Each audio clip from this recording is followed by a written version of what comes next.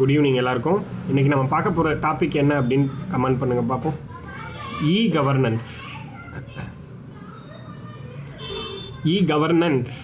Government கிடையாது, governance. அதாவது governance அப்படின்னா என்ன? உங்களுக்கு தெரிஞ்ச ஏதாவது ஒரு விஷயத்த சொல்லுங்கள், சின்னதாக உங்களுக்கு ஏதாவது ஒரு பாயிண்ட். கவர்னன்ஸ் அப்படின்னா என்ன அப்படின்னு உங்களுக்கு தெரியுதா அப்படின்னு பார்ப்போம். ஏன் இந்த டாப்பிக்கை நமக்கு சிலபஸில் வச்சுருக்காங்க, இதனால் நமக்கு என்ன பயன், இது எந்தெந்த டிபார்ட்மெண்ட்டில் ப்ளே பண்ணிகிட்ருக்கு, இந்த எல்லா வேரியஸ் ஆஸ்பெக்ட்லையும் நம்ம வந்து இதை பற்றி பார்க்க போகிறோம்.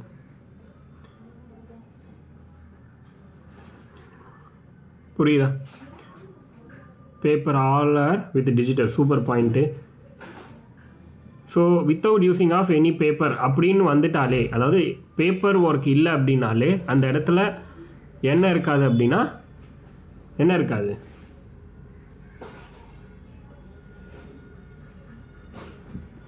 எனிவன்? பேப்பர் ஒர்க் இல்லை அப்படின்னா எல்லாமே சிஸ்டமேட்டிக்காக மாறிடுச்சுன்னா என்ன இருக்காது? கரப்ஷன்னு ஒன்று இருக்காது, கரெக்டாக? ஊழல்னு ஒன்று இருக்காது, வெளிப்படைத்தன்மைன்னு ஒன்று வந்துடும், மறைக்க முடியாது எதையுமே, கரெக்டு தானே? அதுக்கடுத்து ஜிடிபியில் க்ரோத் கிடைக்கும்.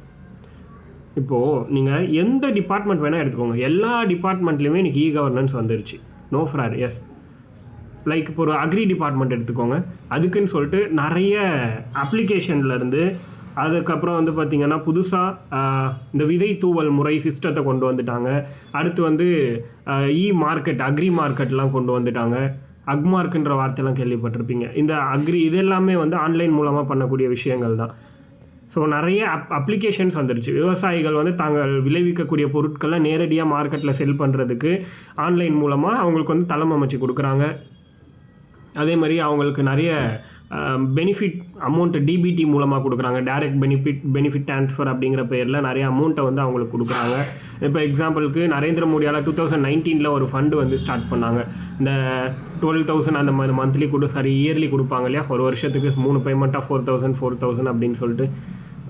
ஸோ அது 2020 விவசாயிகளுக்காக ஒரு ஸ்கீமாக அனௌன்ஸ் பண்ணாங்க. இது எல்லாம் எப்படின்னா டிபிடி மூலமாக ட்ரான்ஸ்ஃபர் பண்ணுறது. இந்த மாதிரி நிறைய ஸ்கீம்ஸ் இருக்குது. அக்ரி கான்செப்ட் போகணுன்னாலும், இல்லை அதை தாண்டி வேறு ஏதாவது இப்போ மெடிக்கல் டிபார்ட்மெண்ட்டுக்கு போகணுன்னாலும் நமக்கு வந்து டெலிமனாஸ் அப்படின்னு ஒரு இதை பார்த்தோம், தொலைதூர மருத்துவ சேவை அப்படின்னு சொல்லிட்டு. ஃபோன் மூலமாகவே நம்ம வந்து நமக்கு இருக்கிற அறிகுறியை வச்சு என்ன பிரச்சனைன்னு கண்டுபிடிச்சி மருந்துகளை வந்து டாக்டர்ஸ் கிட்டே தெரிஞ்சுக்கிறதுக்காக டெலிமனாஸ்ன்னு சொல்லிட்டு ஒரு அப்ளிகேஷன் அண்ட் வெப்சைட்டை பற்றி பார்த்தோம். இந்த மாதிரி ஒவ்வொரு டிபார்ட்மெண்ட்டை நீங்கள் எந்த டிபார்ட்மெண்ட் எடுத்தாலும் எல்லாத்துலேயுமே நமக்கு வந்து இன்னைக்கு இந்த கவர்னன்ஸ் அப்படிங்கிற கான்செப்ட் வந்து உள்ளே வந்துருச்சு. இப்போ ஒரு பேமெண்ட் சிஸ்டம்னு எடுத்துக்கிட்டோம்னா நம்ம வந்து கவர்மெண்ட்டோடதே ஒரு பேமெண்ட் ஆப் இருக்குது. என்னன்னு சொல்லுங்கள் பார்ப்போம். கவர்மெண்ட், தமிழ்நாடு கவர்மெண்ட்டும் சரி, இந்தியன் கவர்மெண்ட்டும் சரி, அதை யூஸ் பண்ண சொல்லி நம்மளை வந்து புஷ் பண்ணிட்டே இருக்காங்க. கூகுள் பே, ஃபோன்பே, பேடிஎம், இது எல்லாத்துக்கும் மாற்றாக ஒரு ஆப் ஒன்று இருக்குது. எத்தனை பேருக்கு தெரியும் சொல்லுங்கள் பார்ப்போம், அது என்னன்னு?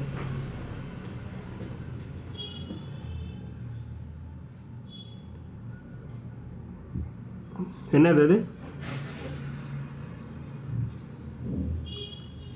பீம்னு ஒன்று கேள்விப்பட்டிருக்கீங்களா? BHIM. இந்த சமீபமாக சென்னை ஒன்றுன்னு ஒரு ஆப் ரிலீஸ் பண்ணாங்களா? எத்தனை பேருக்கு தெரியும் சென்னை ஒன்? அந்த ஆப்பில், ஆமாம், நீங்கள் பஸ்ஸில் ட்ராவல் பண்ணும்போது அந்த பீம்னு ஒரு ஆப் இருந்துச்சு அப்படின்னா உங்களுக்கு வந்து ஒரு டிக்கெட் ₹1 கொடுக்குறேன்னு சொல்கிறாங்க. அது எவ்வளோ அமௌண்ட்டாக இருந்தாலும் ஒரு டிக்கெட் வந்து ₹1 கொடுப்பாங்க. இது பீம் மீன்ஸ் என்னென்னா நம்ம இந்தியாவுடைய ஓன் பேமெண்ட்ஸ் ஆப்.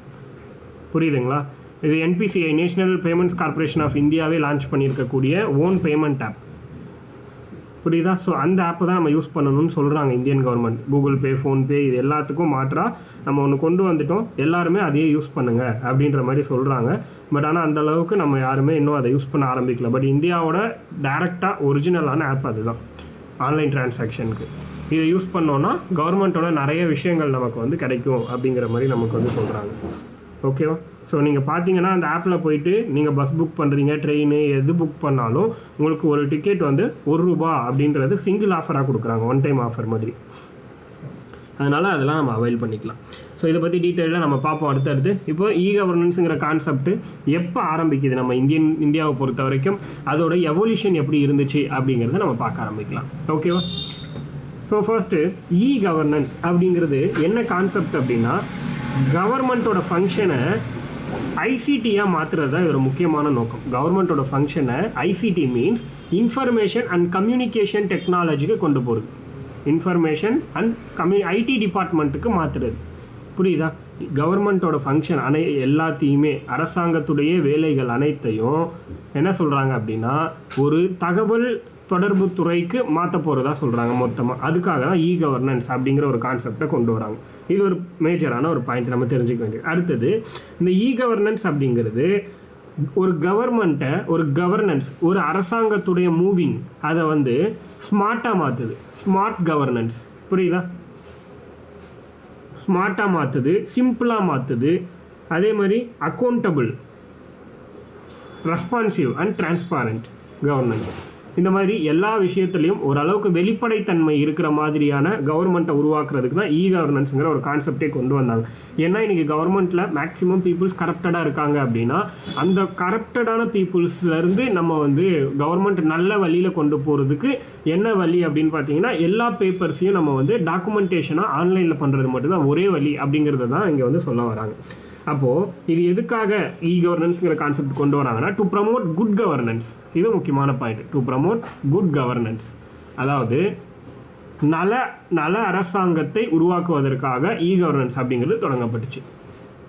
நல அரசாங்கம் அப்படிங்கிற ஒரு கான்செப்டை கொண்டு வரணும்னு சொல்லிட்டு இ கவர்னன்ஸுங்கிறத கொடுத்துருக்காங்க நமக்கு. புரியுதா? நல அரசு அப்படின்னு சொல்லுவாங்க. To promote good governance. சரி, இதோட பெனிஃபிட்ஸ் என்ன? இ கவர்னன்ஸுங்கிற ஒரு கான்செப்டை நம்ம இன்ட்ரோடியூஸ் பண்ணுறோம்.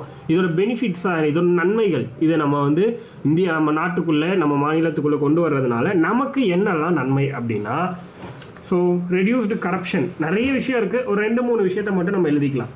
Reduced corruption. என்னது? கரப்ஷனாக ஊழல் ஒழிக்கப்படுது. ஊழல் ஒழிப்பு.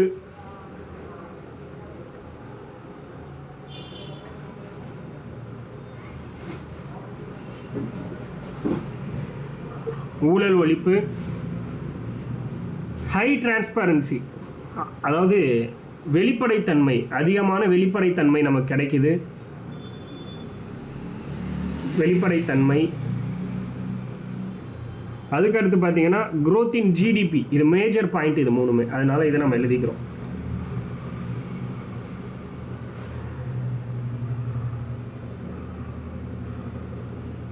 புரியுதா? growth in ஜிடிபி, ஜிடிபியில் வளர்ச்சி.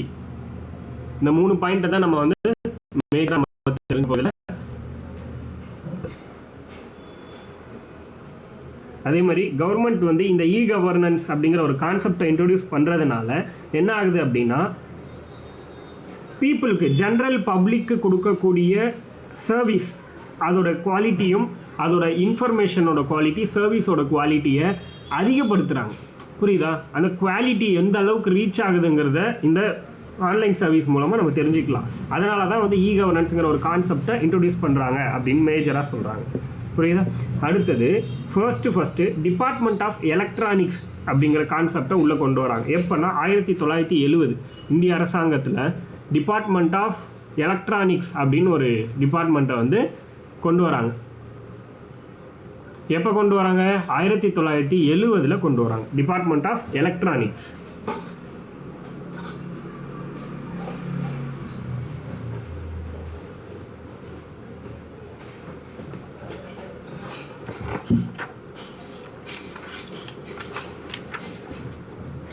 அதாவது மின்னணு துறை அப்படின்னு சொல்லலாம்.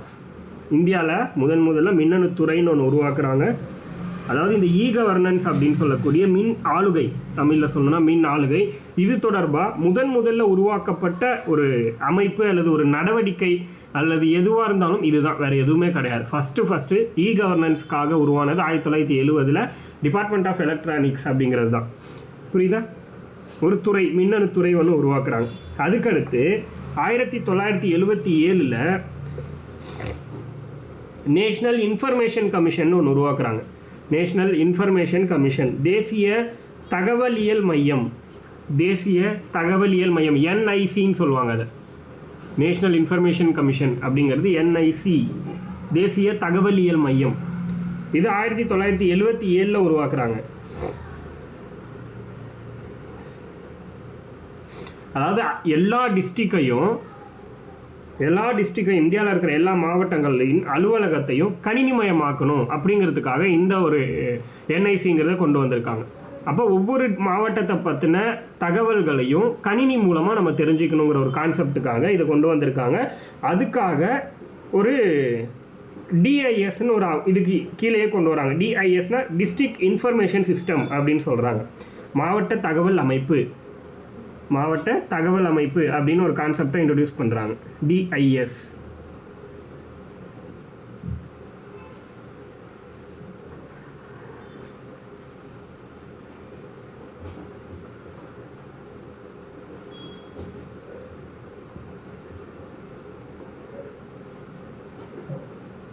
ஓகேவா? அடுத்தது இப்போ இதில் நம்ம வேறு என்ன தெரிஞ்சுக்கலாம் அப்படின்னு பார்த்தீங்கன்னா, சில முக்கியமான விஷயம் தெரிஞ்சுக்கலாம். ஐடி ஆக்ட் எப்போ போட்டாங்க அப்படிங்கிறது தெரிஞ்சுக்கலாம். இன்ஃபர்மேஷன் டெக்னாலஜி ஆக்ட், தகவல் தொழில்நுட்ப சட்டம் 2000 கொண்டு வந்தாங்க. முதல்ல 2000 தகவல் தொழில்நுட்ப சட்டம் ஐடி ஆக்ட் அப்படிங்கிறது இந்தியாவில் எப்போ வந்துச்சுன்னா 2000 வந்துச்சு, 2000 இயர். அதே மாதிரி இதை வந்து 2008 அமெண்ட்மெண்ட் பண்ணிட்டாங்க. இந்த சட்டத்தை ஐடி ஆக்ட், தகவல் தொழில்நுட்ப சட்டம் அப்படிங்கிறது தான் ஐடி ஆக்ட்னு நம்ம சொல்கிறோம். இதை எப்போ கொண்டு வராங்கன்னா 2000வது வருஷத்தில். இதை 2008 திருத்தமும் பண்ணுறாங்க. எப்போ திருத்தப்பட்டுச்சுன்னா 2008. ஐடி ஆக்டை அமெண்ட்மெண்ட் பண்ணது 2008.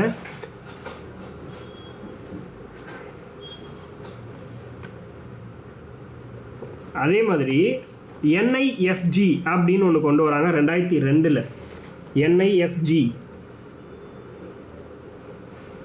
அப்படின்னா என்னன்னா, national institute for smart government.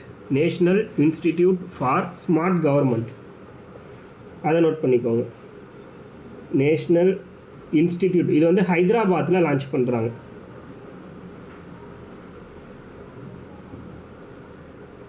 National institute for smart government 2002 தொடங்கி வைக்கிறாங்க. இதை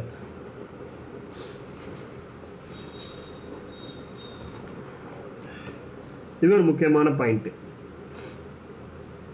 மினிஸ்ட்ரி ஆஃப் ஐடி எப்போ கிரியேட் பண்ணுறாங்க அப்படின்னா 1999. அதாவது தகவல் தொழில்நுட்ப அமைச்சகம், இந்தியன் கவர்மெண்ட்டில் தகவல் தொழில்நுட்ப அமைச்சகம் எப்போ உருவாக்குறாங்க அப்படின்னு பார்த்தீங்கன்னா 1999 தகவல் தொழில்நுட்ப அமைச்சகம் உருவாக்குறாங்க.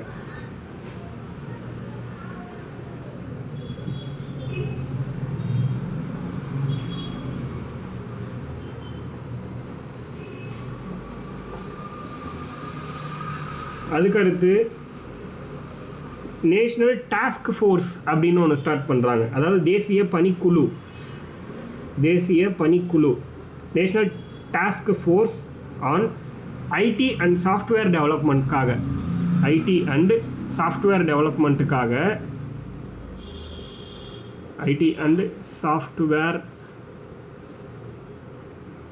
டெவலப்மெண்ட் இந்த விஷயத்துக்காக, அதாவது தகவல் தொழில்நுட்பம் மற்றும் மென்பொருள் மேம்பாட்டிற்காக ஒரு தேசிய பணிக்குழு உருவாக்கப்பட்டுச்சு அப்படின்னு சொல்கிறாங்க.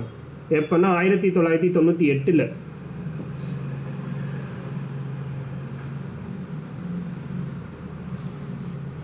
இந்த ஹிஸ்டாரிக்கல் பேக்ரவுண்ட் நமக்கு கண்டிப்பாக தெரியணும். இதில் இருந்து மேட்ச் ஷீட்டில் கேட்கறதுக்கான வாய்ப்புகள் அதிகம். அதனால தான் நம்ம இதை கொஞ்சம் டீப்பாகவே பார்க்குறோம்.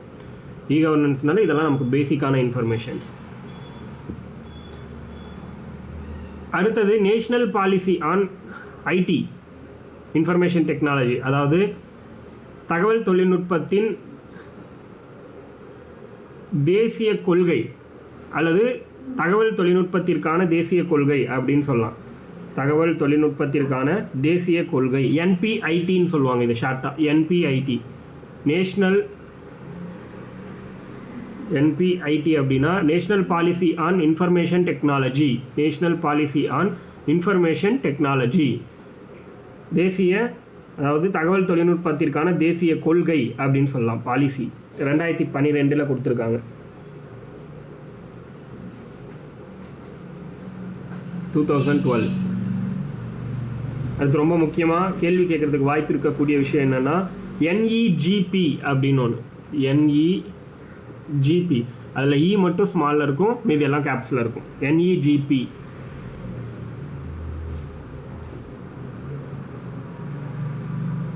இந்த NEGP அப்படின்னா என்னென்னா நேஷ்னல் இ கவர்னன்ஸ் பிளான் அப்படின்னு சொல்கிறாங்க. National e governance plan.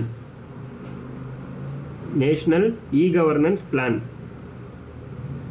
தேசிய மின் ஆளுகை திட்டம் அப்படின்னு சொல்லலாம். தேசிய மின் ஆளுகை திட்டம்.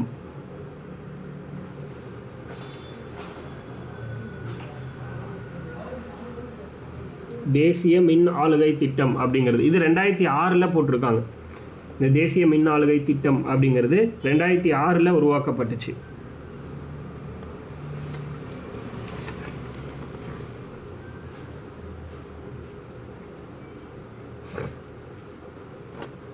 அதுக்கு அடுத்து பார்த்தீங்கன்னா இந்த டிபார்ட்மெண்ட் ஆஃப் ஐடின்னு இருந்துச்சுல்ல, டிபார்ட்மெண்ட் ஆஃப் ஐடி அப்படின்னு நம்ம ஒன்று பார்த்துருப்போம். இந்த டிபார்ட்மெண்ட் ஆஃப் ஐடி அப்படிங்கிறது அதாவது மினிஸ்ட்ரி ஆஃப் ஐடின்னு சொல்லலாம். 1999 உருவாக்கியிருப்பாங்க, நான் படித்தோம் இல்லையா. இந்த 1999 உருவாக்கின மினிஸ்ட்ரி ஆஃப் ஐடிங்கிறது ministry of electronics and information டெக்னாலஜின்னு மாற்றம் பெறுது. ஜூலை 2016 மினிஸ்ட்ரி ஆஃப் ஐடிங்கிறது ஜூலை 2016 ஜூலை மாதம் 2016 ministry of information technology, that means IT அப்படிங்கிறது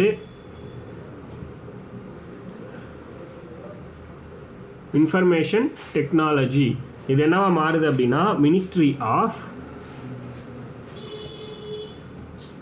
electronics and information technology. Actually நடுவில் எலக்ட்ரானிக்ஸுங்கிறத மட்டும் ஆட் ஆகுது. Electronics and information technology. புரியுதா? ஸோ இதை ஷார்ட்டாக என்ன சொல்லுவாங்க அப்படின்னா மெய்டி அப்படின்னு சொல்லுவாங்க. இதை ஷார்ட்டாக என்ன சொல்லுவாங்க அப்படின்னா மெய்டி. ப்ராக்கெட்டில் அதை வேணால் போட்டுக்கோங்க. Department of mighty. எம் மட்டும் கேபிட்டலில் இருக்கும், இது எல்லாமே ஸ்மாலில் வந்துடும். இந்த டிபார்ட்மெண்ட் ஆஃப் மெய்டி அதாவது ministry of electronics and information technology அப்படின்னு சொல்லுவாங்க. அதை மெய்டின்னு கூப்பிட்டு சொல்லுவாங்க. ஜூலை 2016 ஐடி டிபார்ட்மெண்ட்டோட பேரை வந்து ministry of electronics and information technology அதாவது மெய்டின்னு உருவாக்குறாங்க.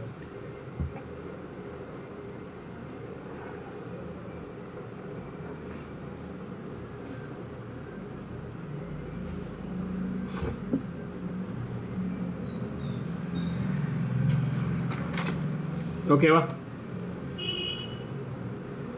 அதுக்கடுத்து இ கிராந்தின்னு ஒன்று ஸ்டார்ட் பண்ணுறாங்க.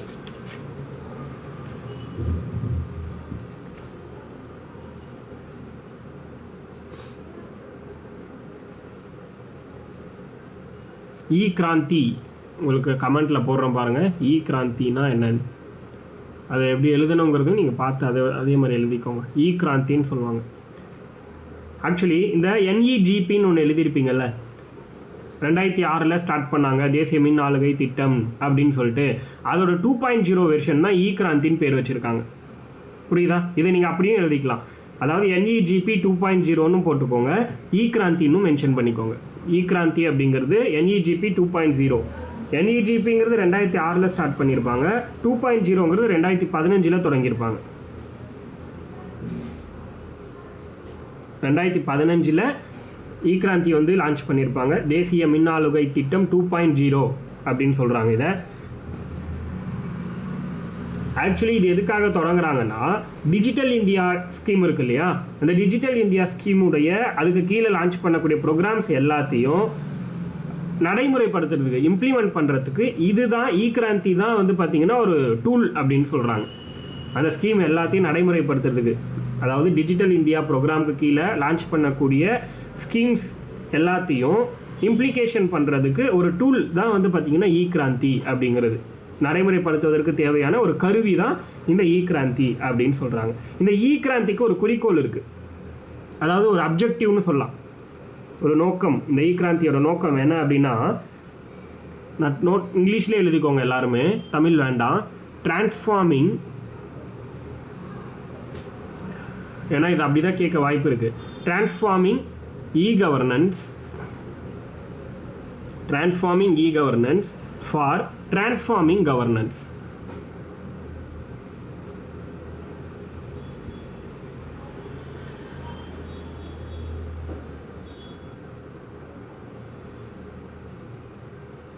இந்த வார்த்தையை கரெக்டாக எழுதிக்கோங்க. டிரான்ஸ்ஃபார்மிங், அதாவது transforming e governance for transforming governance.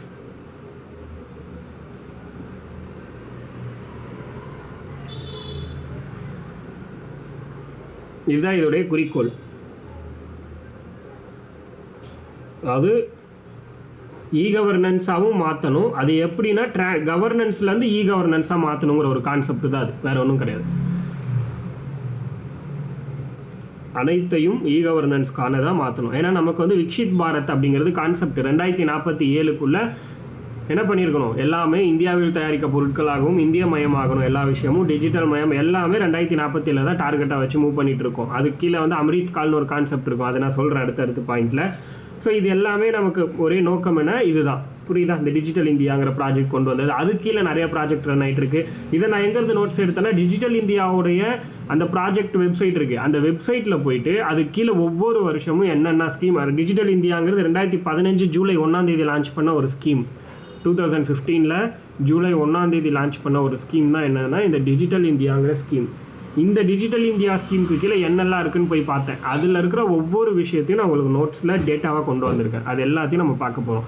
அதே மாதிரி ஒரு 1 வீக்காக உட்காந்து பாலிசி இருக்கு இல்லையா, தமிழ்நாடு கவர்மெண்ட்டோட இ கவர்னன்ஸ் பாலிசி, அந்த பாலிசி மொத்த பேஜையும் உட்காந்து படித்து அதுலேருந்து நோட்ஸ் எடுத்துக்கிட்டு இருக்கேன். இந்த மாதிரி டாப் டு பாட்டம் அந்த 300 பேஜுக்கு மேலே இருக்குது இ கவர்னன்ஸ் தமிழ்நாடோடைய பாலிசி. அது மொத்தத்தையும் உட்காந்து படித்து தான் நோட்ஸ் எடுத்துகிட்டு இருக்கேன். அதுலேருந்து தான் இப்போ உங்களுக்கு கொடுத்துட்ருக்கேன். புரியுதா? ஸோ அப்போது உங்களுக்கு வந்து பாயிண்ட்டுங்கிறது எங்கேயுமே மிஸ் ஆகாது. எது தேவைங்கிறத தாண்டி நான் பொறுமையாக தெளிவாக உட்காந்து எடுத்திருக்கேன். அதனால் நம்ம தைரியமாக உட்காந்து நீங்கள் எழுதலாம் நோட்ஸை. புரியுதா? சரி, அடுத்தது இவங்களோடது ஒரு 44 தொலைநோக்கு திட்டங்கள் இருக்குது அப்படின்னு சொல்கிறாங்க. 44 பிளான்ஸ் அப்படின்னு சொல்லலாம், தொலைநோக்கு திட்டங்கள். அதை வந்து இந்த இ கிராந்தி மூலமாக அந்த இ கிராந்தியோட 44 பிளான்ஸையும் கொஞ்சம் கொஞ்சமாக லான்ச் பண்ணுறாங்க அப்படின்னு சொல்கிறாங்க. அதாவது மொத்த அட்மினிஸ்ட்ரேஷனையும் இ கவர்னன்ஸுக்கு கீழே கொண்டு வரணுங்கிறது தான் இவங்களோட மேஜரான கான்செப்ட். அட்மினிஸ்ட்ரேஷன் எல்லாத்தையும் இ கவர்னன்ஸுக்கு கீழே, மின் ஆளுகை கீழே கொண்டு வரணும் அப்படிங்கிறது இவங்களோட முக்கியமான நோக்கம்னு சொல்கிறாங்க. புரியுதா? அதே மாதிரி சேவை, சர்வீஸ் அப்படிங்கிறது சிட்டிசனை மையமாக வச்சு தான் கொண்டு வரணும் அப்படிங்கிறது ஒரு முக்கிய டார்கெட்டாக வச்சுருக்காங்க. அதுக்கடுத்து பார்த்திங்கன்னா இதுக்கு கீழே வந்து நிறைய தொழில்நுட்பம் மென்ஷன் பண்ணுறாங்க. அதாவது மேக கணினியகம்லாம் கேள்விப்பட்டிருக்கீங்களா? மேக்ராச் அப்படின்னு சொல்லுவாங்க. அதை பற்றிலாம் நான் உங்களுக்கு லேட்டர் போக அடுத்தடுத்து சொல்கிறேன். அதே மாதிரி இ கிராந்தோட பாலிசி என்ன அப்படின்னா, என்ன சொல்லலாம் அப்படின்னா உருமாற்றம் தான் அப்படின்னு சொல்கிறாங்க, மொழிபெயர்ப்பு கிடையாது. அதாவது தமிழ்லேருந்து எல்லாத்தையும் இங்கிலீஷ்க்கு மாற்றணுங்கிற கான்செப்டோ இல்லை வந்து ஹிந்திலேருந்து இங்கிலீஷ்க்கு மாற்றணுங்கிற கான்செப்டோ கிடையாதே தவிர, இவங்களோட விஷயம் என்ன அப்படின்னா எல்லாத்தையும் ஆன்லைனுக்கு சேஞ்ச் பண்ணும், அவ்வளோதான். அது லாங்குவேஜுங்கிற கான்செப்ட்லாம் அவங்களுக்கு கிடையாது. புரியுதா? எல்லாத்தையும் டைரெக்டாக பேப்பர் ஒர்க்லேருந்து அதை வந்து ஆன்லைனுக்கு மாற்றணுங்கிறது தான் இவங்களோட மிக முக்கியமான நோக்கம். ஸோ இந்த இ கிராந்தி எங்கெல்லாம் கவனம் செலுத்துது அப்படின்னா, என்ன சொல்லலாம், இ மெடிக்கல் சுகாதாரத்தில், அதுக்கடுத்து இ அக்ரிகல்ச்சரில், அடுத்து வந்து பார்த்திங்கன்னா டிஃபென்ஸில், அதே மாதிரி டெக்னாலஜி, இந்த மாதிரி எல்லா வகையான துறைகளிலையுமே இ எஜுகேஷன் எல்லாத்துலேயுமே வந்து இது இம்ப்ளிமெண்ட் பண்ணுறாங்க அப்படின்ற மாதிரி சொல்கிறாங்க. புரியுதா? அதுக்கடுத்து நேஷ்னல் கான்ஃபரன்ஸ் இ கவர்னன்ஸ்க்காக ஒவ்வொரு வருஷமும் நடக்குதுன்னு சொல்கிறாங்க. National conference on e governance every year ஒவ்வொரு வருடமும் ஒரு தேசிய கான்ஃபரன்ஸ் வந்து இ கவர்னன்ஸ்க்காக நடத்துகிறாங்க அப்படின்னு சொல்கிறாங்க.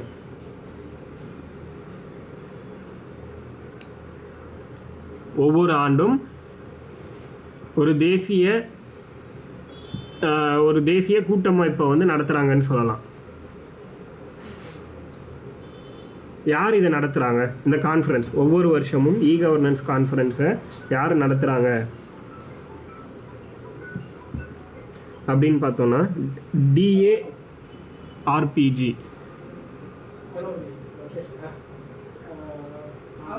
இதை நடத்துகிறது யாருன்னா ஒவ்வொரு வருஷமும் டிபார்ட்மெண்ட் ஆஃப் DARPG அப்படின்னா எக்ஸ்பிளைன் பண்ணுறேன், நோட் பண்ணிக்கோங்க. Department of Administrative Reforms. Department of Administrative Reforms and Public Grievances and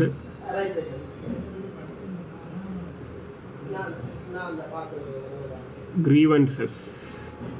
Department of Administrative Reforms and Public Grievances.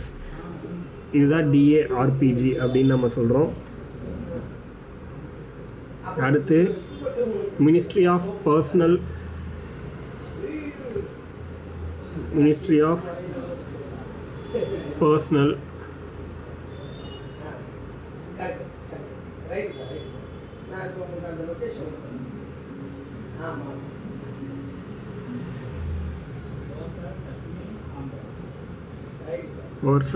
and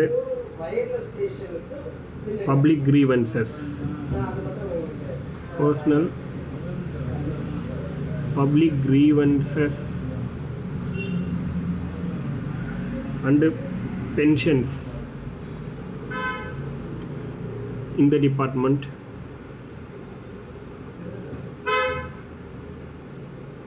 அடுத்தது Department of IT.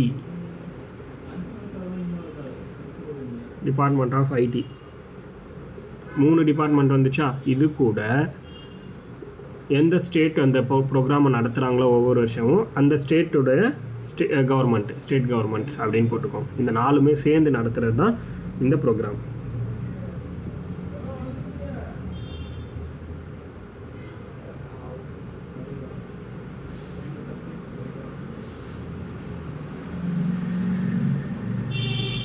அதாவது நீங்கள் தமிழில் சொல்லணும்னா அதாவது நிர்வாக சீர்திருத்தம் மற்றும் பொதுமக்கள் குறைதீர்ப்பு அமைச்சகம் அப்படின்னு ஒன்று இருக்குது. ஃபஸ்ட்டு நிர்வாக சீர்திருத்தம் மற்றும் பொதுமக்கள் குறைதீர்ப்பு அமைச்சகம். ரெண்டாவது வந்து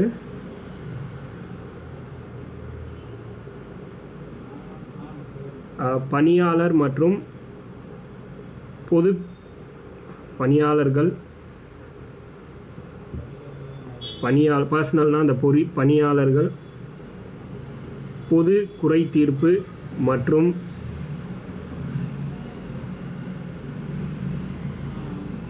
ஓய்வூதிய அமைச்சகம் அப்படின்னு ஒன்று. ஓகேவா?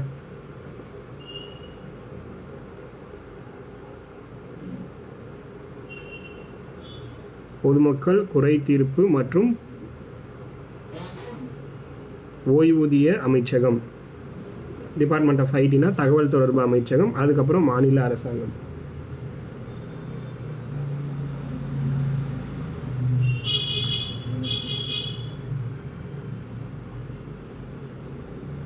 ஓகேவா? இதுதான் இந்த 4 பேருமே சேர்ந்து நடத்தக்கூடிய ஒரு கான்ஃபரன்ஸ் தான் இந்த இ-கவர்னன்ஸ் கான்ஃபரன்ஸ். ஒவ்வொரு வருஷமும் நடக்குது. எவ்ரி இயர் இந்த கான்ஃபரன்ஸ் நடக்கும்.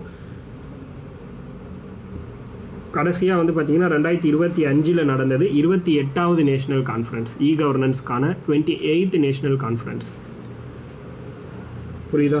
National conference on e-governance. இதை எப்படி சொல்லுவாங்க அப்படின்னா என்சி எல்லாமே கேபிட்டலில், இ மட்டும் ஸ்மாலில் இருக்கும். என்சிஇஜின்னு சொல்லுவாங்க. National conference on e-governance. National conference on இ-கவர்னன்ஸ்.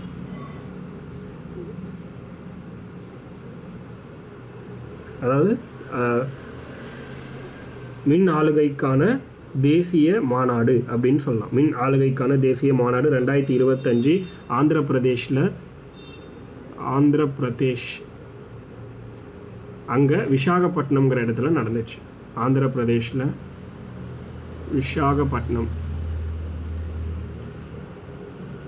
Andhra Pradesh விசாகப்பட்டினமில் நடந்திருக்கு. இந்த வருஷம் செப்டம்பர் மாதம் 22 and 23 2 நாள் நடந்திருக்கு. இதோட தீம் என்ன அப்படின்னா, இந்த மாநாடு நடந்துச்சு இல்லையா 2025 இ-கவர்னன்ஸ் கான்ஃபரன்ஸ் உடைய theme Viksit Bharat.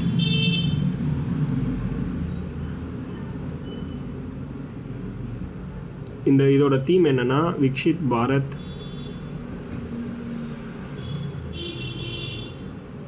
Civil service and digital transformation. Civil service and digital transformation. இதுதான் வந்து 2025ஓட தீம். கரு அப்படின்னு சொல்லலாம். 2025ஓட கரு விக்ஷித்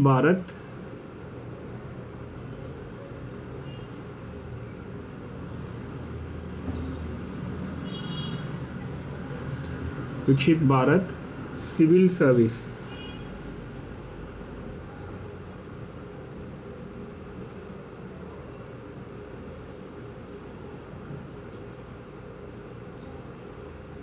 சிவில் சர்வீஸ், பொது சேவை மற்றும் இணைய உருமாற்றம் அப்படின்னு சொல்லலாம். இணைய உருமாற்றம்.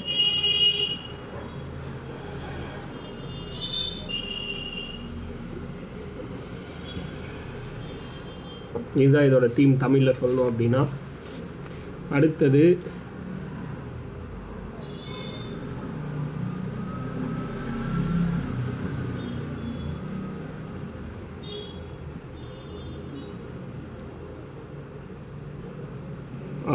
எஸ்தோனியான்னு ஒரு சிறிய நாடு, யூரோப்பில் இருக்கக்கூடிய ஒரு சின்ன நாடு, ஐரோப்பிய நாடுகளில் இருக்கிற சின்ன நாடு தான் என்னென்னா எஸ்தோனியா.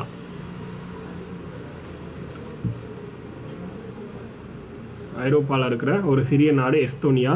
அந்த எஸ்தோனியாவும் கவர்னன்ஸ் கான்ஃபரன்ஸ் நடத்தியிருக்கு இந்த வருஷம் மே 2025.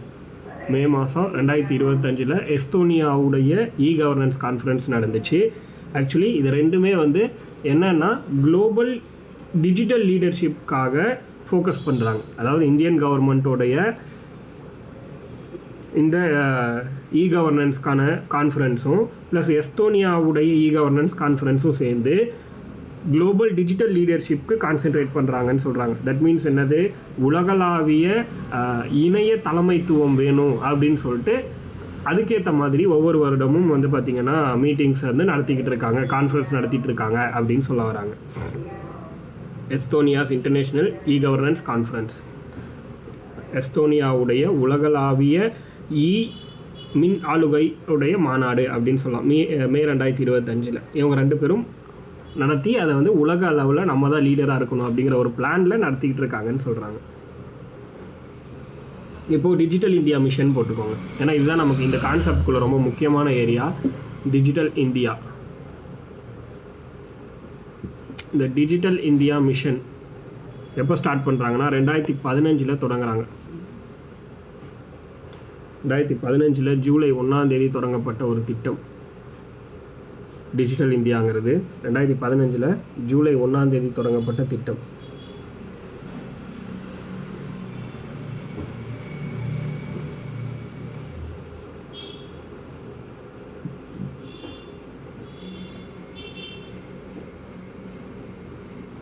இப்போது இந்த ஸ்கீம் மூலமாக என்ன சொல்கிறாங்கன்னா,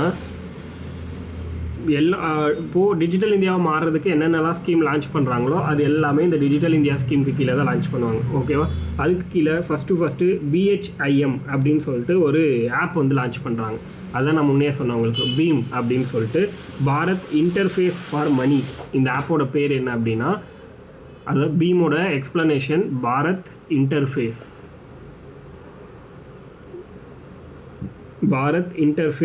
ஃபார் மணி. ஓகேவா? அதுதான் பீம் அப்படின்னு சொல்கிறோம். Bharat Bharat interface for money M, அதுதான் பீம் அப்படின்னு சொல்கிறோம். இது ஒரு மொபைல் பேமெண்ட் ஆப், இந்திய அரசாங்கத்துடைய மொபைல் பேமெண்ட் ஆப். இதை ஸ்டார்ட் பண்ணது எப்போ அப்படின்னு பார்த்தீங்கன்னா 2016 டிசம்பரில் லான்ச் பண்ணியிருக்காங்க. 2016 டிசம்பர் மாதம் இதை வந்து லான்ச் பண்ணுறாங்க. 2016 டிசம்பர். இதை யார் டெவலப் பண்ணுறாங்க அப்படின்னா, இந்த ஆப்பை வந்து நோடல் ஏஜென்சி அல்லது இதை மேம்படுத்தக்கூடிய அமைப்பு இதெல்லாம் யாருன்னா NPCI, தேசிய கொடுப்பனவு கழகம் அப்படின்னு சொல்லுவாங்க.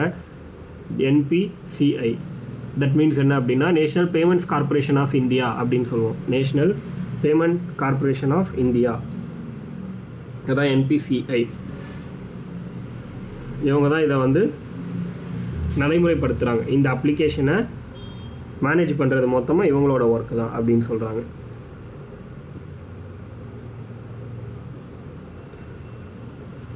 இந்த NPCI அப்படிங்கிறது 2008 லான்ச் பண்ணியிருக்காங்க. NPCIங்கிறது எப்போ லான்ச் பண்ணுறாங்கன்னா 2008 லான்ச் பண்ணுறாங்க. இது எப்படி ஒர்க் ஆகுதுன்னா பேஸ்ட் ஆன் UPI மூலமாக ஒர்க் ஆகுது. நமக்கே தெரியல, நமக்கு பர்சனலாக இப்போ எல்லாத்துலேயுமே இப்போ ஒரு கூகுள் பே, பேடிஎம், இல்லை அது ஃபோன்பே எல்லாமே என்னது நமக்குன்னு ஒரு பர்சனல் UPI ஐடி கொடுத்துருவாங்க. அந்த UPI ஐடியை வச்சு தான் நமக்கு வந்து ரன் ஆகுது எல்லா அப்ளிகேஷனும். அப்போது அந்த UPIயை பேஸ் பண்ணி தான் இந்த ஆப்புமே ரன் ஆகுதுன்னு சொல்கிறாங்க. UPI மீன்ஸ் என்னென்னா யூனிஃபைட் பேமெண்ட்ஸ் இன்டர்ஃபேஸ் அப்படின்னு சொல்கிறாங்க. UPI means unified payments interface. இதுதான் வந்து UPI அப்படின்னு நம்ம சொல்கிறோம், யூனிஃபைட் பேமெண்ட்ஸ் இன்டர்ஃபேஸ்.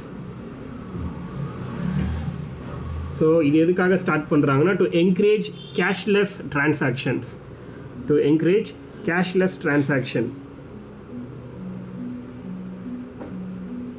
அதாவது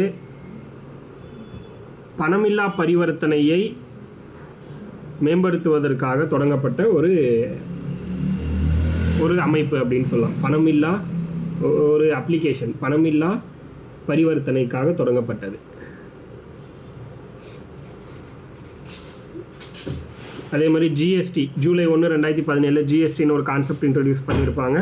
அப்போது அதே நாளில் GSTக்குன்னு ஒரு போர்ட்டல் ரன் பண்ணுறாங்களே, அதுவும் இவங்க தான். இப்போ நம்ம எக்ஸாம்பிளுக்கு நம்ம எதெல்லாம் ஆன்லைனில் பயன்படுத்துகிறோமோ இந்தியாவோ தமிழ்நாடு பொறுத்த வரைக்கும் இது எல்லாமே E-Governance கீழே வருங்கிறது நமக்கு தெரியணும். புரியுதா? அடுத்தது PMG தீஷா. இதை வந்து நம்ம ஆல்ரெடி வேறு இடத்துலேயே ஒரு ஸ்கீமாக படிச்சிருப்போம், பட் இங்கேயும் நம்ம பார்க்கலாம். அதாவது வறுமை ஒழிப்பு அப்படிங்கிற ஒரு கான்செப்ட் கீழே நம்ம இதை படிச்சிருப்போம் இந்த ஸ்கீமை, பட் இங்கேயும் நம்ம தெரிஞ்சுக்கலாம்.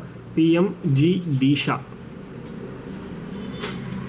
DISHA, PMG DISHA, அதாவது பிரதான் மந்திரி, இந்த ஸ்கீம் பேர் பிரதான் மந்திரி கிராமின் டிஜிட்டல் சக்ஷார்த்த அபியான். பிரதான் மந்திரி கிராமின் டிஜிட்டல் சக்ஷார்த்தா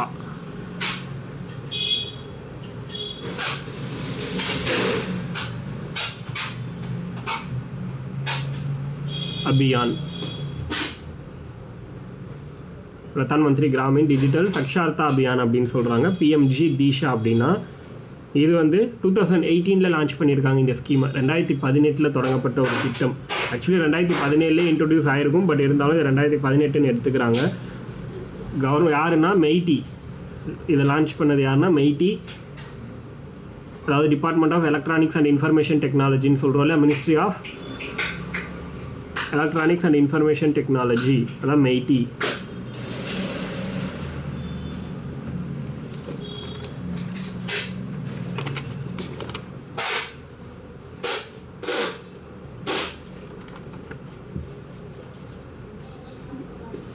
அதாவது என்னென்னா making rural India digitally literate அப்படின்றாங்க. இந்த ஸ்கீமோட கான்செப்ட் என்னென்னா making rural India to digitally literate அப்படின்னு சொல்கிறாங்க. அதாவது இணையக்கல்வி அப்படிங்கிறது ரூரல் இந்தியாவில், ஊரக பகுதிகளில், ஊரக இந்தியாவில் இணையக்கல்வி அப்படிங்கிறது அனைவருக்கும் தெரிஞ்சிருக்கணும் அப்படிங்கிறது இந்த ஸ்கீமோட நோக்கம். புரியுதா? டிஜிட்டலி லிட்ரேட், ரூரல் இந்தியாவில் இருக்க ஒவ்வொருத்தரும் டிஜிட்டலி லிட்ரேட் அப்படிங்கிற ஒரு கான்செப்ட் கீழே கொண்டு வரணுங்கிறது தான் இதோட நோக்கம். இணையம் மூலம் அனைவரும் கல்வி பயின்றவர்கள் அப்படிங்கிற மாதிரி. இணையம் வந்து எல்லாருக்குமே தெரியுங்கிறது கான்செப்ட். அதாவது ஒரு வீட்டுக்கு ஒரு பர்சனுக்காச்சு இணையக்கல்விங்கிறது கொடுத்துடணும். அதுதான் இந்த ஸ்கீமோட நோக்கம். ஒரு வீட்டில் ஒரே ஒரு பர்சனுக்காச்சும் இணையக்கல்விங்கிறது கொடுக்கணும். அது இந்த ஸ்கீமோட நோக்கம்.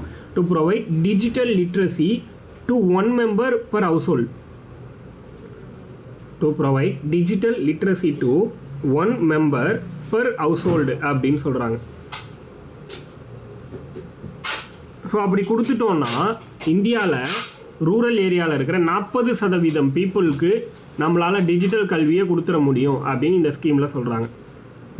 இந்த ப்ராசஸ் கம்ப்ளீட் பண்ணால் 40% ரூரல் இந்தியாவுக்கு நம்மளால் இதை ரீச் பண்ண முடியும் அப்படிங்கிறது இவங்களோட நோக்கமாக இருக்குது.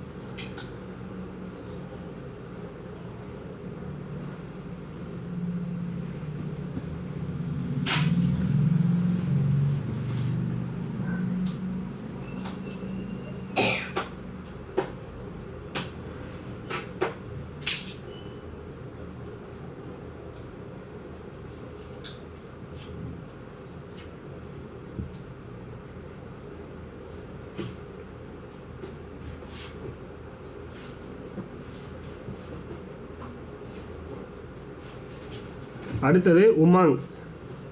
உமாங்னா எத்தனை பேர் கேள்விப்பட்டிருக்கீங்கன்னு சொல்லுங்கள் பார்ப்போம். 40%. ஆமாம், ஏன்னா நம்ம ஹவுஸ் ஹோல்டு ஒருத்தருக்கு தானே, ஒரு வீட்டுக்கு ஒருத்தருக்குன்னு சொல்கிறோம், அதை வச்சு சொல்கிறாங்க. அடுத்து உமாங். உமாங்னா என்னன்னு பார்ப்போம்.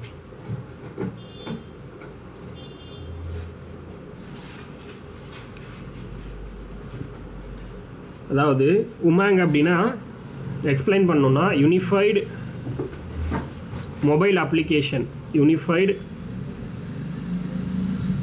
mobile application for new age governance, for new age governance.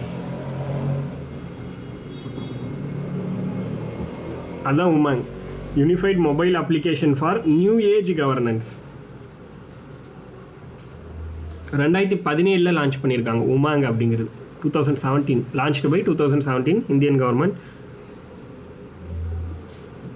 உமாங்னா unified mobile application for new age governance.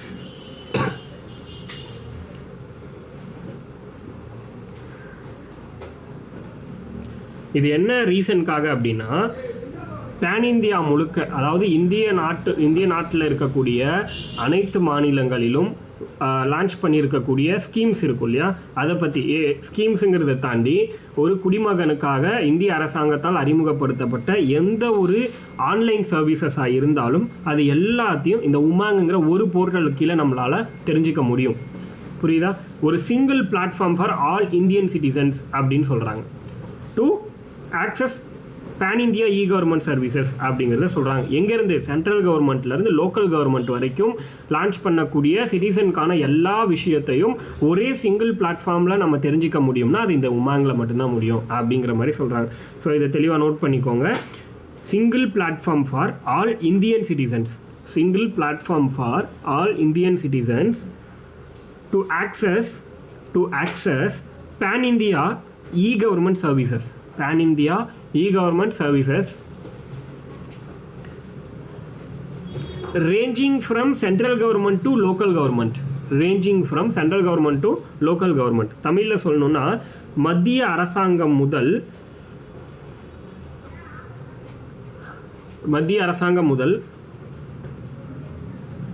உள்ளாட்சி அரசாங்கம் வரை அமல்படுத்தப்படும்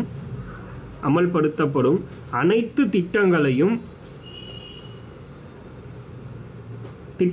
திட்டங்கள் மற்றும் சேவைகளையும்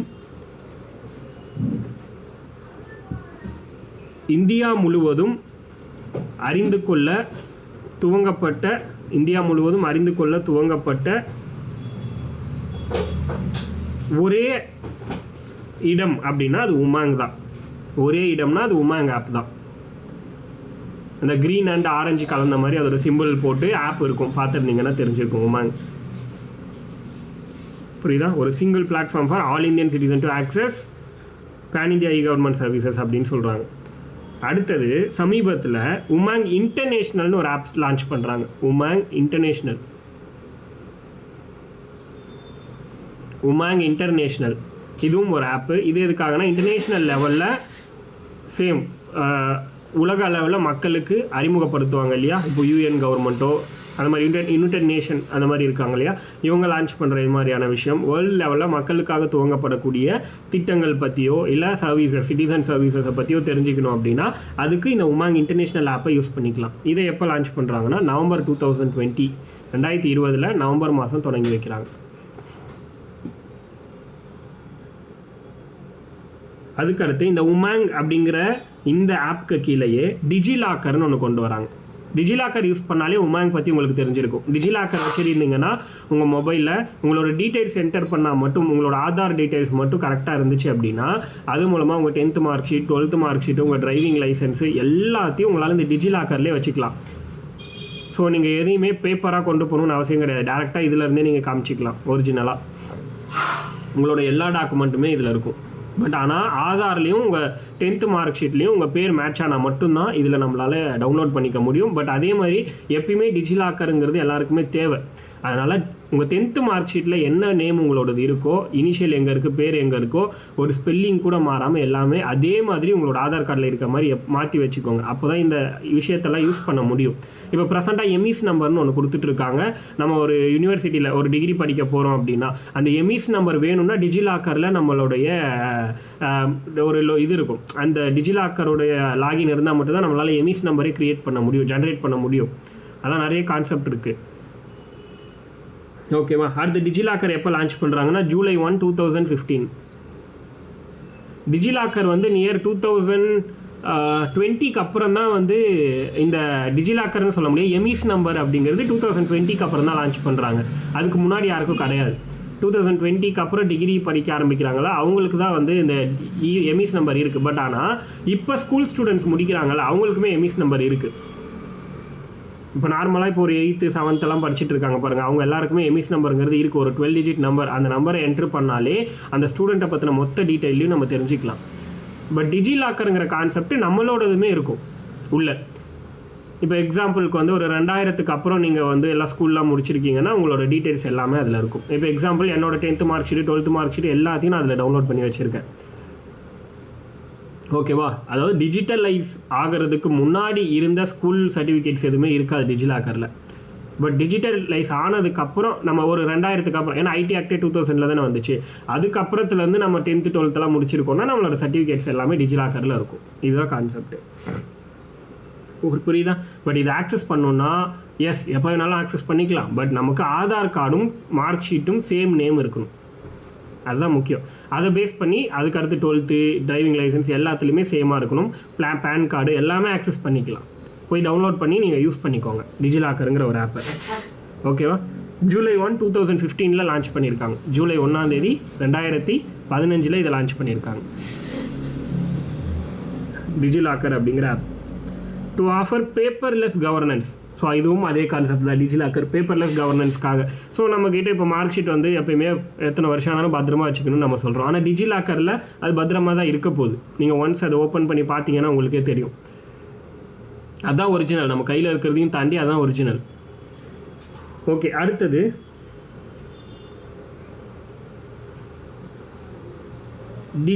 டிஜிட்டல் இந்தியா கீழே பாஷினின்னு ஒன்று இன்ட்ரடியூஸ் பண்ணுறாங்க. பாஷினி, நான் அது கமெண்ட்டில் போடுறேன், அதை பார்த்து அதே மாதிரி எழுதிக்கோங்க. BHASHINI, அதுதான் பாஷினி. BHASHINI. டிஜிலாக்கர், அதாவது டிஜிட்டல் இந்தியாங்கிற ஸ்கீமுக்கு கீழே நம்ம பீம்னு ஒரு ஆப்பை பார்த்துருப்போம், உமாங் பார்த்துருப்போம், PMG தீஷாங்கிற ஸ்கீம் பார்த்துருப்போம். அதுக்கடுத்து டிஜிட்டல் இந்தியா கீழே தான் திரும்பி பாஷினிங்கிற ஒரு கான்செப்டையும் நம்ம பார்க்குறோம்.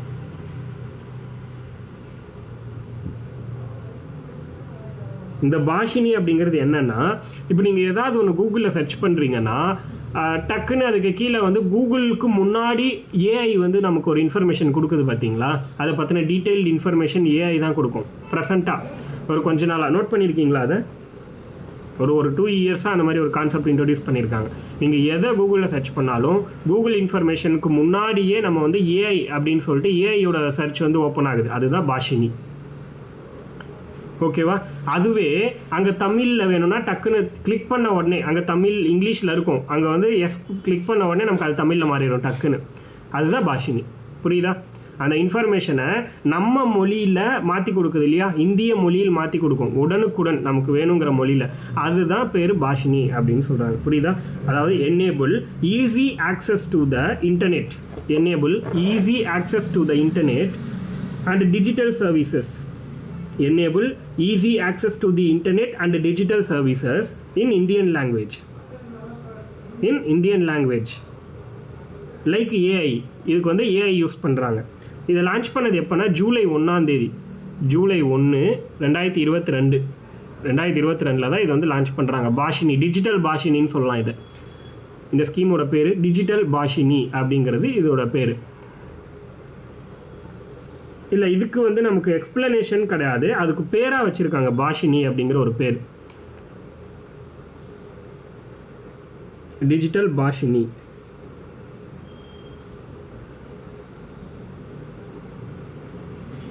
ஏஐ யூஸ் பண்ணி இந்திய மொழியிலேயே, அதாவது செயற்கை நுண்ணறிவை பயன்படுத்தி இந்திய மொழியிலேயே நாம் தேடக்கூடிய தகவலை சுலபமாக வழங்கக்கூடிய ஒரு சுலபமாக வழங்கப்படும் அப்படின்னு எழுதிக்கோங்க. ஏன்னா இது ஒரு வலைத்தளமோ எதுவோ கிடையாது, சும்மா ஒரு நார்மலாக ஒரு ஆப்ஷன் அவ்வளோதானே தவிர வேறு எதுவும் கிடையாது. இப்போ நமக்கு அது வந்து இங்கிலீஷில் வந்து டக்குன்னு கொடுத்துச்சு ஏஐ மேலேயே, ஆனால் அது நமக்கு புரியலன்னா டக்குன்னு கொடுத்தோன்னா அது என்ன ஆயிரும், தமிழில் மாறிடும். அப்படியே ஒரு சின்ன பொருள் கூட வித்தியாசம் இல்லாமல் டக்குன்னு நமக்கு கொடுத்துரும். ஸோ இது முக்கியமாக எதுக்கு ஸ்டார்ட் பண்ணுறாங்க, டு பிரேக் லாங்குவேஜ் பேரியர்ஸ்ன்னு சொல்கிறாங்க. To break the language barriers, அதாவது மொழி தொடர்பான பிரச்சனையை தீர்ப்பதற்காக துவங்கப்பட்டுச்சுன்னு சொல்கிறாங்க. மொழி தொடர்பான சிக்கல், டைரக்டாக சொல்லணும்னா சிக்கல்ங்கிற வார்த்தையை பயன்படுத்தலாம். மொழி தொடர்பான சிக்கலை தீர்ப்பதற்காக துவங்கப்பட்ட ஒரு திட்டம் அப்படின்னு சொல்லலாம் இது. அடுத்து நம்ம எல்லாருக்குமே தெரியும் G20 வந்து இந்தியா பிரசிடென்சி பண்ணாங்க, கரெக்டாக? இந்தியா தலைமை ஏற்று நடத்தினாங்க. எந்த டைமில் அப்படின்னா G20யோடைய சேர்மனாக இந்தியா இருந்தது. ரொம்ப முக்கியமான இன்ஃபர்மேஷன் இது. இதில் தான் வந்து பார்த்திங்கன்னா வசுதைவ குடும்பகம் அது மாதிரி வந்து ஒரு தீம் வச்சு நம்ம வந்து பண்ணியிருப்போம். G20 இந்தியாஸ் பிரசிடென்சி, அது ரொம்ப முக்கியம். எப்போ அப்படின்னு பார்த்தீங்கன்னா டிசம்பர் 1, 2022 டிசம்பர் 1, 2022 நவம்பர் 2023, அதாவது நவம்பர் 30,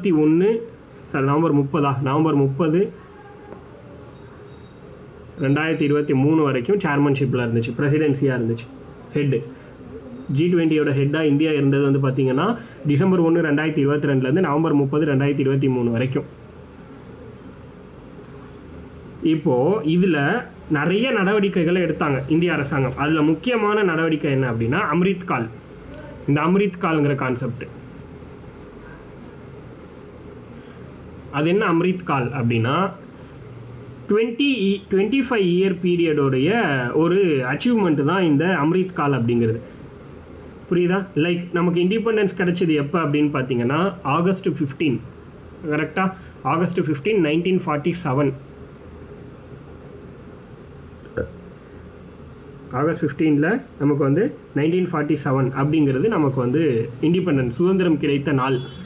இப்போது இது சுதந்திரம் கிடைச்சதுலேருந்து இப்போ நம்ம எத்தனாவது வருஷத்தில் 2020 இந்த 2 இருக்குல்ல, 2022 வரைக்கும் நீங்கள் கணக்கு போட்டிங்கன்னா மொத்தம் எத்தனை வருஷம் அப்படின்னு பார்த்தீங்கன்னா அது ஒரு என்ன சொல்கிறது, ஒரு 52 அந்த 75 இயர் அப்படிங்கிறது கால்குலேட் பண்ணுவாங்க. மொத்தமாக 75th இயர்னே சொல்லலாம். இது எக்ஸாக்டாக 75th இயர். அதுதான் வந்து அம்ரித் கால் அப்படிங்கிற கான்செப்டில் கொண்டு வராங்க. அடுத்த 25 வருஷம், மொத்தம் 100th இயருக்கு சிம்பிளாக சொல்லணும்னா 100வது வருஷத்தில் ஒரு சக்ஸஸ் பண்ணணும். நமக்கு சுதந்திரம் கிடைச்ச 100th இயரில் ஒரு சக்ஸஸ் பண்ணணும். அதுக்காக இந்த 75th இயரான 2022 ஒரு பிளான் வந்து ஸ்டார்ட் பண்ணுறாங்க. அதுக்கு பேர் தான் அம்ரித் கால். புரியுதா? இப்போ ஆகஸ்ட் 15, 2022 தொடங்கியிருக்காங்க. ஆகஸ்ட் 15, 2022. இது 75வது வருஷம், சுதந்திரம் கிடச்சி 75வது வருஷம் தான் வந்து ஆகஸ்ட் 15, 2022. இந்த டேட்டில் தான் அம்ரித் கால் அப்படின்னு ஒரு கான்செப்டை ஸ்டார்ட் பண்ணி வைக்கிறாங்க. அடுத்து என்ன நோக்கம் அப்படின்னா அடுத்த 25 வருஷத்துக்குள்ளே என்ன பண்ணோம், இந்தியாவோட சென்டினரி, இந்தியாவோட இண்டிபெண்டன்ஸ்க்கான சென்டினரி கொண்டாட போகிறோம். அதாவது 100வது ஆண்டு. எப்போ? 2047. இந்த 2047க்குள்ள அம்ரித் கால் அப்படின்னா எல்லாமே இந்தியாவால் செயல்படுத்தணும். புரியுதா? சுய இந்தியாவாக மாற்றணும், சுயசார்பு இந்தியா. இந்தியாவில் உருவாக்கப்பட்ட பொருளை பயன்படுத்தணும். இந்தியாவை எல்லா விஷயமும் இந்தியாவில் இருந்து மற்ற நாடுகளுக்கு தான் ஏற்றுமதி பண்ணணுமே தவிர இந்தியா எந்த ஒரு விஷயத்தையும் மற்ற நாட்டிலேருந்து இறக்குமதி பண்ணக்கூடாது. ஒன்லி எக்ஸ்போர்ட் தான் பண்ணணும், இம்போர்ட் பண்ணக்கூடாது அப்படிங்கிற ஒரு கான்செப்ட். ஸோ இது எல்லாமே கொண்டு வராங்க. ஸோ இதுக்கான முன்முயற்சியாக தான் என்ன சொல்கிறாங்கன்னா அம்ரித் பாரத் ஸ்டேஷன் ஸ்கீம் அப்படின்னு சொல்லிட்டு ஒன்று கொண்டு வந்தாங்க. லைக் ஒரு 2 ஸ்கீம் மட்டும் நான் உங்களுக்கு எக்ஸாம்பிளுக்கு சொல்கிறேன், அதை நோட் பண்ணிக்கோங்க. Amrit Bharat station scheme, ABSS அப்படின்னு சொல்லுவாங்க. ABSS தட் மீன்ஸ் என்ன அப்படின்னா அம்ரித் பாரத் ஸ்டேஷன் ஸ்கீம்.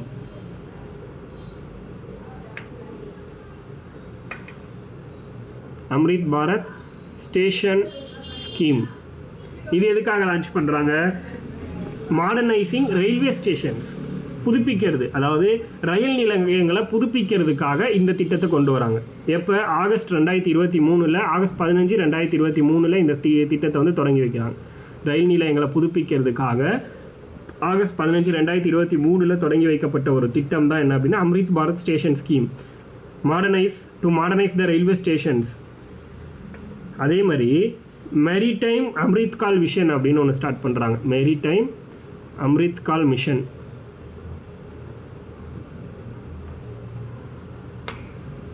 இதுவும் 2047 டார்கெட்டாக வைக்கிறாங்க. நமக்கு 100வது வருஷத்தில் எல்லாமே சுயசார்பு இந்தியாவாக உருவாக்கணும். அதுதான் அம்ரித் கால். இந்தியாவை சுயசார்பு இந்தியாவாக உருவாக்குறது தான் அம்ரித் கால்ங்கிற concept. So 2024 maritime Amrit Kaal அப்படிங்கிற மிஷன் தொடங்கியிருக்காங்க. 2024 ஆகஸ்ட் 15 அதே டேட், எல்லாமே ஆகஸ்ட் 15 தான். 2023 அப்படின்னா அம்ரித் பாரத் ஸ்டேஷன், அதே 2024 ஆகஸ்ட் 15 மெரிடைம் அம்ரித் கால் விஷன். மிஷன் கிடையாது, அது விஷன். மெரிடைம் அம்ரித் கால் விஷன், VISION.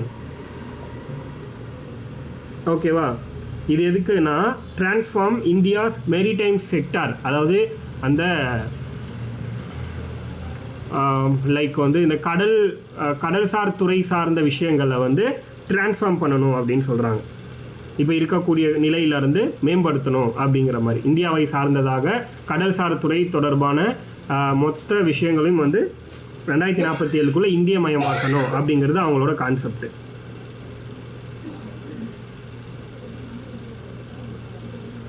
ஓகேவா? இதுதான் அம்ரித் கால் அப்படின்னு சொல்கிறோம். ரொம்ப முக்கியமான வேர்டு. இது கேள்வி கேட்குறதுக்கு அதிக வாய்ப்பு இருக்குது. ஏன்னா தொலைநோக்கு இந்தியாவை நோக்கி போகிறதுக்கு நம்ம எடுத்திருக்கக்கூடிய இனிஷியல் பாயிண்டில் வந்து பார்த்திங்கன்னா அம்ரித் காலும் விக்ஷித் பாரத்தும் ரெண்டும் ஒன்று. அதை நோக்கி தான் நம்ம எல்லா விஷயத்தையும் பண்ணிக்கிட்டு இருக்கோம் ப்ரெசண்ட்டாக இன்னைக்கு வரைக்கும். அடுத்தது global India AI summit. Global India, இதை ஏன் குளோபல் இந்தியா AI சமிட்டை ஏன் நம்ம பார்க்குறோன்னா இது இந்தியாவில் நடந்துச்சு. அதனால் குளோபல் இந்தியா AI கூட்டமைப்பு, AI சமிட் எங்கே அப்படின்னா 2024 AI summit. Global India AI சமிட்டுங்கிறது 2024 குளோபல் AI சமிட்டுங்கிறது இந்தியாவில் நடந்ததுனால குளோபல் இந்தியா AI சமிட்டுன்னு நம்ம சொல்கிறோம். 2024 நியூ டெல்லியில் நடந்துச்சு, புதுடெல்லியில். 2024 புதுடெல்லியில் நடந்துச்சு அப்படின்னு சொல்கிறாங்க. எப்போனா ஜூலை 3 to 4 2 நாள் நடந்துச்சுன்னு சொல்கிறாங்க. இந்த செஷன் வந்து இந்த ஒரு சமிட் எப்போ நடந்துச்சுன்னா ஜூலை 3 to 4 வரைக்கும், ஜூலை 3 to 4 இந்த 2 நாட்கள் நடந்துச்சு அப்படின்னு சொல்கிறாங்க. இதில் நிறைய விஷயங்கள் வந்து பிளான் பண்ணியிருப்பாங்க, அதெல்லாம் நமக்கு இப்போ தேவையில்லாது.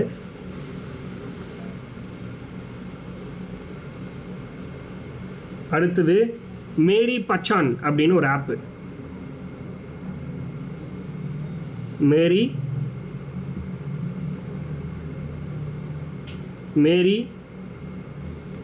சான், தட் மீன்ஸ் இங்கே கொடுக்குறேன் பாருங்கள், மேரி PCHAAN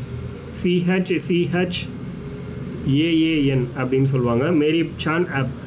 இது வந்து பார்த்தீங்கன்னா ஜூலை 4 2022 ஸ்டார்ட் பண்ணியிருக்காங்க. ஜூலை 4 2022 இதை ஸ்டார்ட் பண்ணது. ஜூலை 4 2022. இது என்னென்னா இப்போது கவர்மெண்ட் சர்வீசஸை பொறுத்த வரைக்கும் இப்போ ஒரு IAS ஆஃபீஸர் இருக்கார் அப்படின்னா ஒவ்வொரு விஷயத்துக்கும் அவர் வந்து ஒரு சைன் போட்டுக்கிட்டு இருக்கணும்ல. எவ்வளோ விஷயம், ஒரு நாளைக்கு 100 விஷயம் வருதுன்னா 100க்கும் அவர் உட்காந்து சைன் போட்டுக்கிட்டு இருக்க முடியாது. அதனால் to provide a single sign on for multiple government services அப்படின்னு சொல்கிறாங்க. புரியுதா?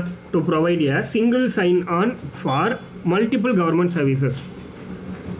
அதாவது அதிக அளவிலான அரசாங்க சேவைகளுக்காக ஒரே ஒரு கையொப்பம் அப்படிங்கிற மாதிரி ஒரு திட்டம். To provide a single sign on for, அது ஒன்றும் ப்ளஸ் வந்து சைன் இன், லைக் இப்போ எக்ஸாம்பிள் லாகின் பண்ணுறோம்ல. ஆக்சுவலி இதுதான் மேஜரான பாயிண்ட்டு, நீங்கள் அதை விட்டுருங்க, இதை கூட எழுதிக்கோங்க. இப்போ நம்ம சைன் இன் பண்ணுறோம்ல, இப்போ ஒரு ஆப் ஓப்பன் பண்ணோன்னா சைன் இன் பண்ணோம், லாகின் பண்ணோம் அப்படின்னு ஒரு ஆப்ஷன் இருக்கும் நமக்கு. இதை எழுதிக்கோங்க, அந்த பாயிண்ட்டை விட்டுருங்க. இதுதான் வந்து கேள்வி கேட்குறதுக்கான பாயிண்ட். மேரி பச்சான் ஆப் அப்படின்னா to provide a single sign on for multiple government services. இப்போ எக்ஸாம்பிளுக்கு நிறைய கவர்மெண்ட்டோடைய வெப்சைட்டு அப்ளிகேஷன்ஸ் எல்லாம் நிறைய இருக்குது. பட் ஆனால் எல்லாத்துக்குமே நம்மளால் ஒரு பாஸ்வேர்டு ஒரு ஐடின்றது ஞாபகம் வச்சுக்க முடியாது இல்லையா? அதுக்காக என்ன பண்ணியிருக்காங்க அப்படின்னா ஒரு சிங்கிள் சைன்இன்னை கொடுத்துருக்காங்க. அந்த ஒரு யூசர் ஐடி பாஸ்வேர்டை வச்சு நம்மளால் வந்து எல்லா விதத்துலையும் நம்மளால் லாகின் பண்ணிக்க முடியும்னு சொல்கிறாங்க. அதான் மேரி பச்சான் அப்படிங்கிறது. ஓகேவா? ஓகே, இதுக்கு அடுத்து வந்து பார்த்திங்கன்னா இன்னும் சில மற்ற ஸ்டேட்ஸோட இனிஷியேட்டிவ் 1-2 இருக்குது. அடுத்தது தமிழ்நாட்டோடைய இ கவர்னன்ஸுங்கிற கான்செப்ட் கீழே நம்ம போயிடலாம். அதை முடிச்சுட்டு நம்ம வந்து இது இல்லாமல் அதர் தேன் இம்பார்ட்டண்ட் இல்லாத சில இன்ஃபர்மேஷனை இந்தியா அண்ட் தமிழ்நாடு சேர்த்து வச்சு சில இன்ஃபர்மேஷன் நம்ம பார்க்கலாம். இதை நம்ம வந்து நாளைக்கு பார்க்கலாம். ஓகேவா? இன்றைக்கி இது போதும்.